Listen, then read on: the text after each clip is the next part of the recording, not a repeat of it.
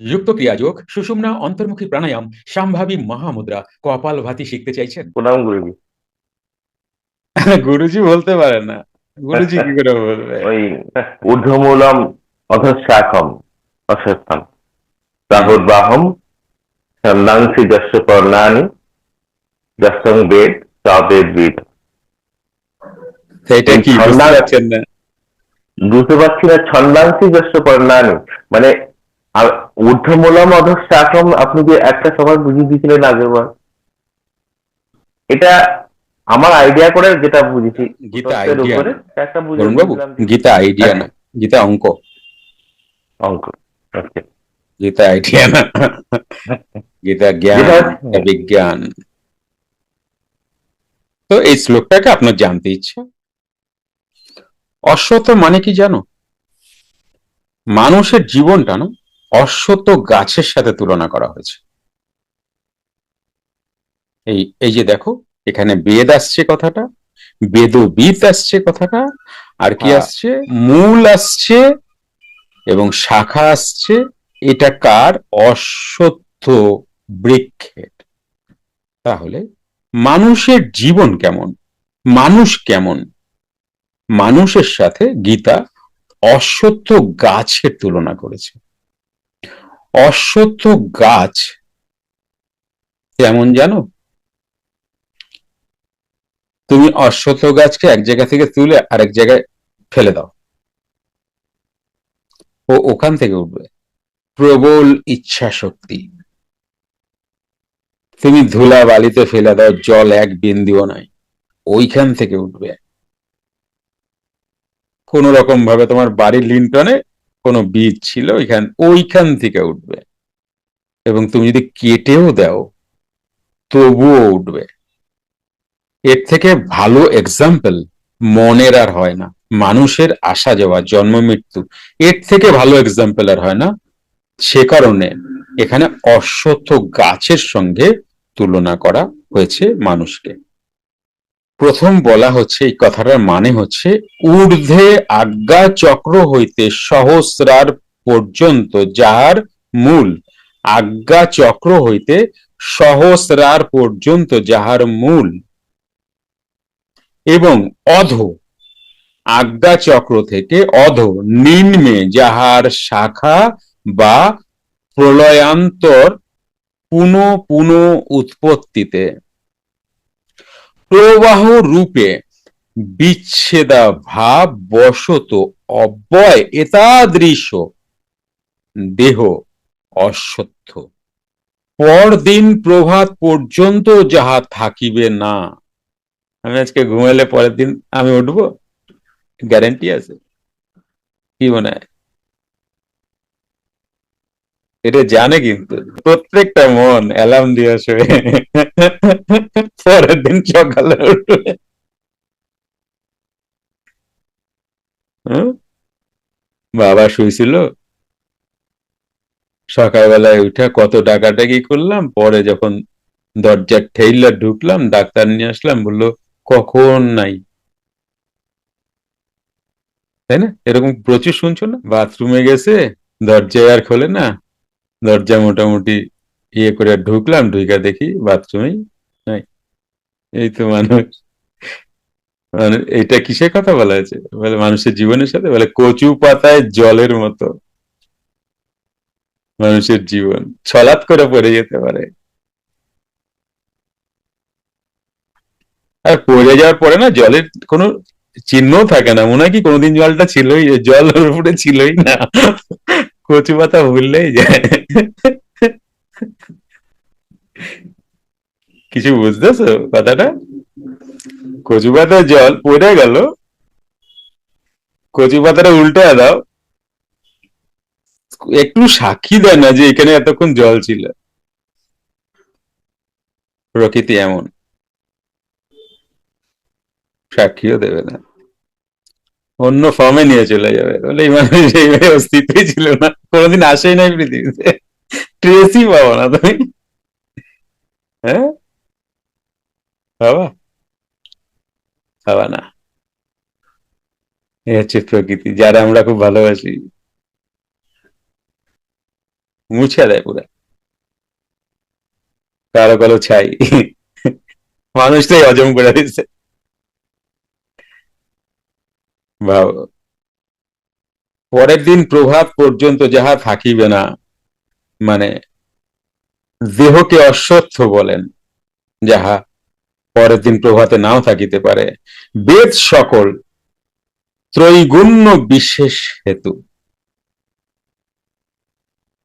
বেদ ত্রিগুণ মিশ্রিত, যাহার পত্র এতাদৃশ দেহরূপ, যাহার পত্র দেহরূপ। আমার যে বইটা লেখা হচ্ছে, ওই বইটাতে একটা শ্লোককে একদম ডিটেলস করা হয়েছে। হে অর্জুন, তুমি আমাকে পত্র দাও, পুষ্প দাও, ফল দাও এবং জল দাও। যদি আমাকে এগুলো দাও, তাহলে তুমি আমাকেই প্রাপ্ত হইবে। যাহার পত্র এতাদৃশ অশ্বত্থকে যিনি জানেন, তিনি বেদবিদ। এবার তাৎপর্য শোনো। ঊর্ধ্বমূল এবং অধ শাখা অর্থাৎ মাথার উপরে ও হস্তপদাদি নিচে, মাথা উপরে, শিকড় বাকড় ওপরে, আর হস্তপদাদি নিচে, তাই না? এই তো হস্তপদাদি। হ্যালো, ওকে, এটা নিচে। এই মস্তক রূপ ঊর্ধ্বস্থানে, মস্তক রূপ এই যে মাথাটা, এই মস্তক রূপ ঊর্ধ্বস্থানে, কেমন বুঝতে পারছো? ঊর্ধ্বস্থানে কি আছে? মূল বস্তু হইতে আজ্ঞা চক্রের নিম্নে প্রাণাদি বায়ু সকলের ক্রিয় কৌতুক রূপে হস্তপদাদি কার্যকলাপ যাহা হইতেছে, উহাই শাখা ও প্রশাখা স্বরূপ। এই যে আমরা মন দিয়ে যা যা করি, শাখা প্রশাখার মতো ডালপালা বের করি না, এই ইচ্ছা ওই ইচ্ছা সেই ইচ্ছা, হ্যাঁ, বেড়েই যাচ্ছে। কত বড় গাছ দেখছো? অনেক বড় গাছ। মূল অধতে শাখা যে কলেবর, তাহাকে অশ্বত্থ বৃক্ষাকার বলিতেছেন। অশ্বত্থ মানে কি? অস্থায়ী। আমরা কি? আমরা তো অস্থায়ী, আমরা তো স্থায়ী না। তাহলে আমরা কেমন? আমরা, আমাদের মূল কোনটা? আমরা কোথা থেকে সৃষ্টি হয়েছি? আমরা স্থির ব্রহ্ম থেকে সৃষ্টি হয়েছি, তাই না? নিশ্চলং ব্রহ্ম উচ্চতে, আমরা ব্রহ্ম থেকে সৃষ্টি হয়েছি। তাহলে স্থির থেকে আমাদের সৃষ্টি, কিন্তু আমাদের স্বরূপ স্থির। যেহেতু আমরা স্খলিত মানে নিচে নেমে এসেছি চঞ্চলতা নিয়ে, সেহেতু আমরা হয়ে গেলাম অস্থায়ী। কিন্তু মূলত কিন্তু আমরা স্থায়ী, কিন্তু সেটা একটা ক্রিয়ার মাধ্যমে যেতে হবে। তো তাই এখানে বলছেন যে অশ্বত্থ অর্থাৎ অস্থায়ী, যে বস্তু আজ আছে কাল নেই, তাহাকেই অশ্বত্থ বলে। দ্যাট মিনস মানুষ আজ আছে কাল নেই, এমতো অস্থায়ী বস্তু রূপ দেহকেই অশ্বত্থ বৃক্ষ বলিতেছেন। এইবার তাহলে আমরা কি কি বুঝতে চাইছি? অশ্বত্থ বৃক্ষ কি? যে গাছটির শাখা নিচে মূল ঊর্ধ্বে, তাহলে সেই গাছটিকে কি বলা হয়েছে? অশ্বত্থ বলা হয়েছে।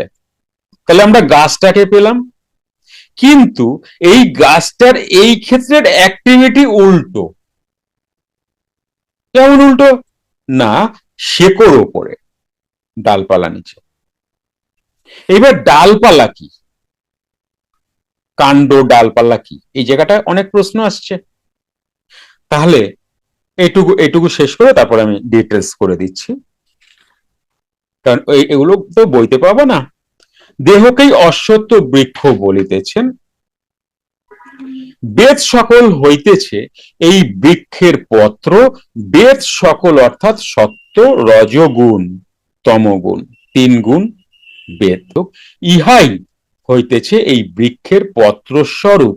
এতাদৃশ অশ্বত্থ বৃক্ষকে যিনি জানেন, অর্থাৎ এই দেহরূপ অশ্বত্থের তত্ত্বজ্ঞান রূপ, এখানে আসছে কথাটা কিন্তু, তত্ত্বজ্ঞান রূপ দেহ তত্ত্ব যিনি বিদিত আছেন তিনি বেদবিদ। তাহলে আমরা একটু মিলিয়ে নিই কোন কোন জায়গা আমরা বোঝার চেষ্টা করছি।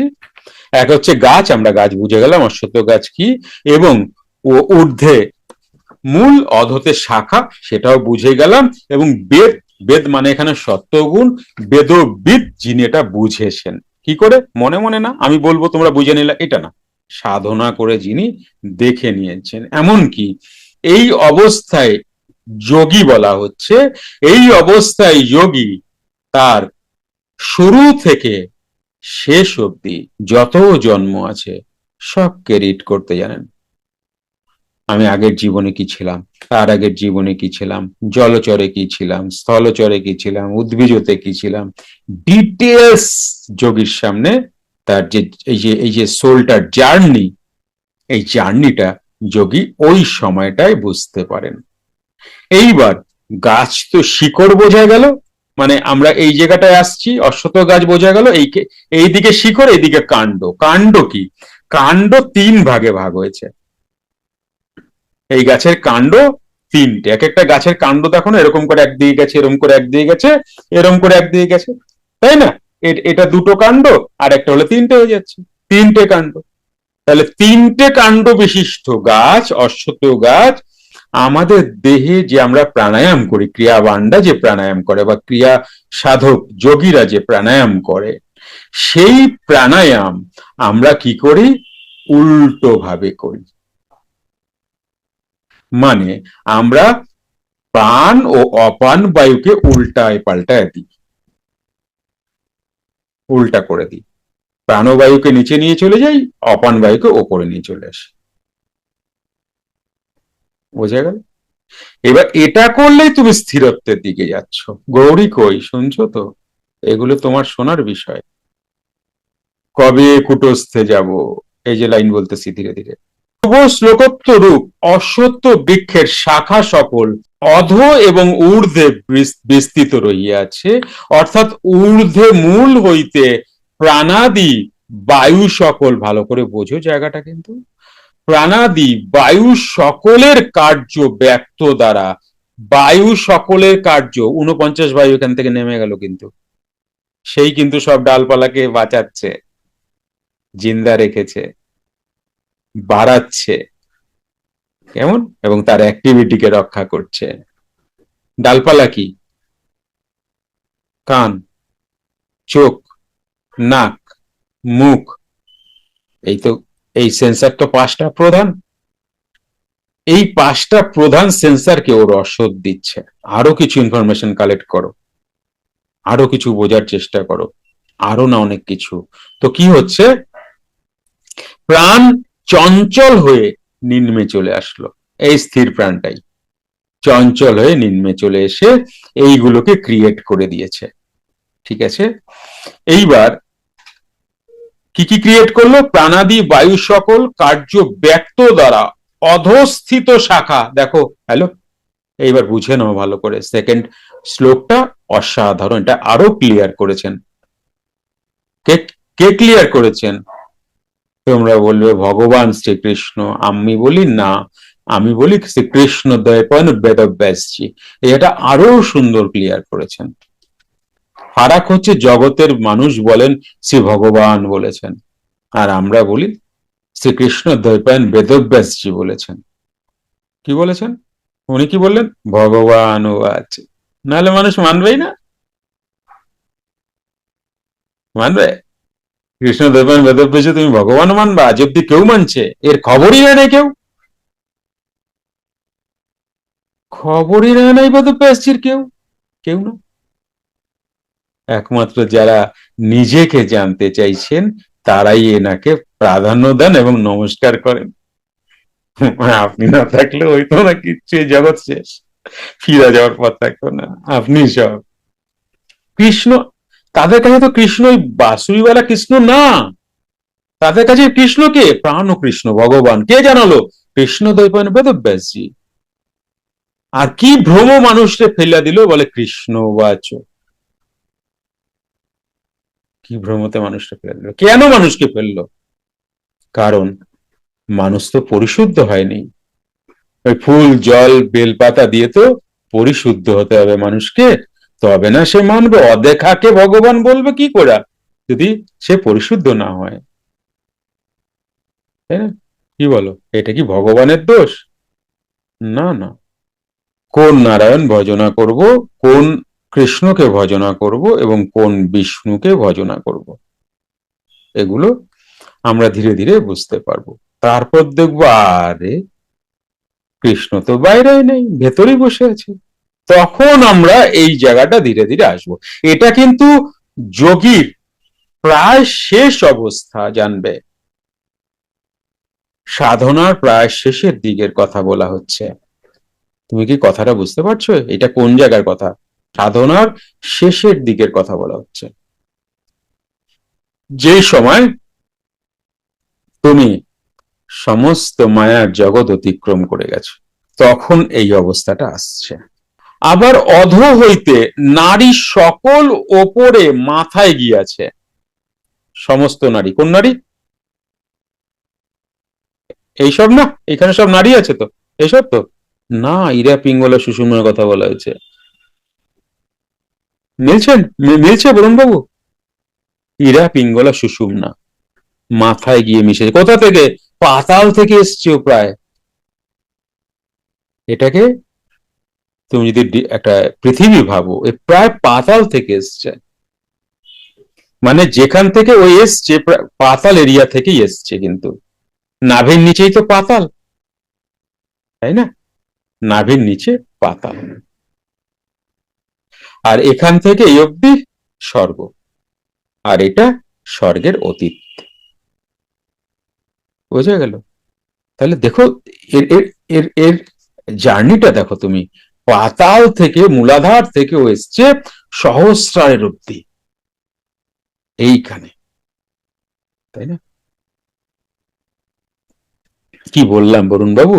গীতা ক্রিয়াবানের কাছে অঙ্ক, উত্তরমালা, জাস্ট করো, মিলিয়ে নাও কি বলতে চাইছে। কারণ গুরু নেই দেহেতে, কে বলে দেবেন এই গীতা আর পুরাণ পুরুষ? পুরাণ পুরুষ অনেক সহজ, এটা অনেক কঠিন। যে কারণে এই বই ধরে একটুখানি দেখে বলে পড়বো না, ভালো লাগে না। সব তো মাথার উপর দিয়ে বেরিয়ে যাচ্ছে তো, কেমন? ও এই তো লেখাও আছে পরিষ্কার। এই রূপে শাখা সমূহ অধ ও ঊর্ধ্বে বিস্তৃত। অধ, ইরা পিঙ্গলা সুষুম্না, অধ ও ঊর্ধ্বে বিস্তৃত। আর শরীরের গুণ সকল ইরা পিঙ্গলা সুষুম্নায় ইহাতে ভালো রূপে বৃদ্ধি পাইয়াছে।